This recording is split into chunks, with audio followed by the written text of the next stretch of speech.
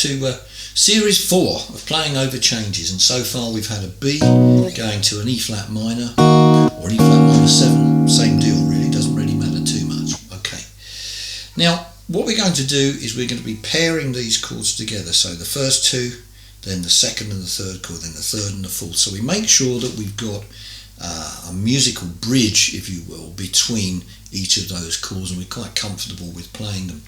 Now, I'm going to be moving a lot faster in this particular series than I did in certainly in series 1, arguably 2, and some of series 3, because really it's vitally important, as the numbers suggest, to listen to them from the beginning so you can really get these concepts in your head and be comfortable with them. You shouldn't really be at any time feeling like you've got to panic. If you are, you've maybe gone a step too far.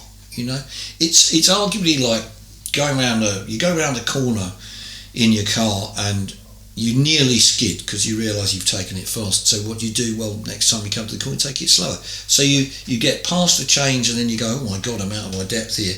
Well, just go back a stage. Just look at the previous thing. So we've got our B going to our E flat minor. So now E minor, or sorry, I should say that again, E flat minor,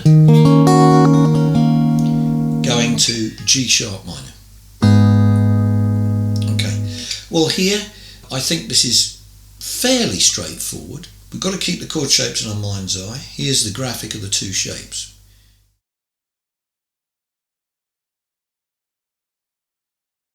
Now as you can see, they're pretty much tripping over each other really, aren't they? So, okay, what again we want to look for is what's going to define the change. And to me, when I think of this G sharp minor, I always think it's something you may not think of very often. When you're playing an E minor shape chord, you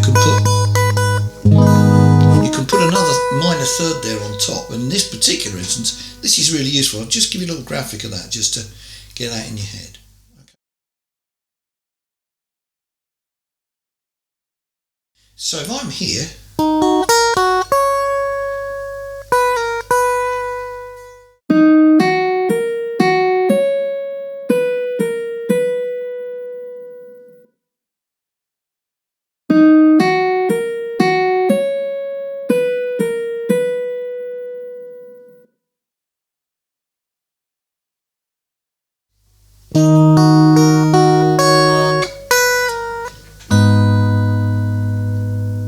that's just an example.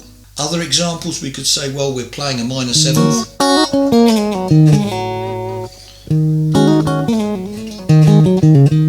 Okay, that's all fairly standard stuff, minor pentatonic over a minor 7th chord. Well, okay, so how can we get it to move into the G sharp minor? Well, again, it's thinking about maybe it's that change, isn't it?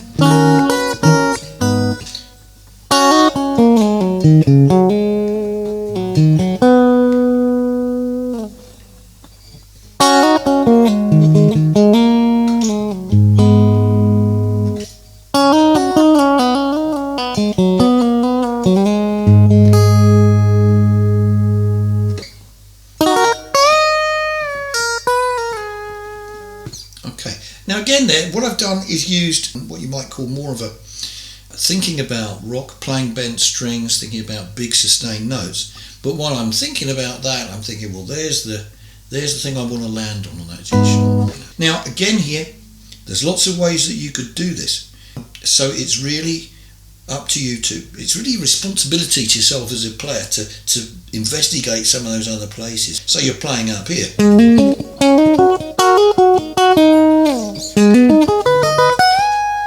That would be another example. So that's reversing the shapes, if you like. So I've got an E minor shape here for our E flat minor, and then I've gone to an A minor shape for my G sharp minor. Anyway, so okay, so that's the challenge then, to get that working nicely. Now, again, one last point here, very important, that those two chords are actually quite similar to each other, kind of quite malleable, that sort of change. So don't be afraid to use a little bit of chromaticism to tell people really what's happened. And what that means is where you're moving by a semitone. So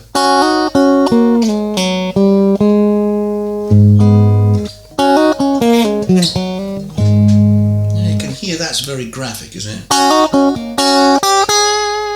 could be another way of doing it. Okay, now you may find you don't need to do that much, but it's nice to have that stuff as a choice. Anyway, that's it for this particular segment, so thanks very much for watching. Please hit the subscribe button, and bye for now.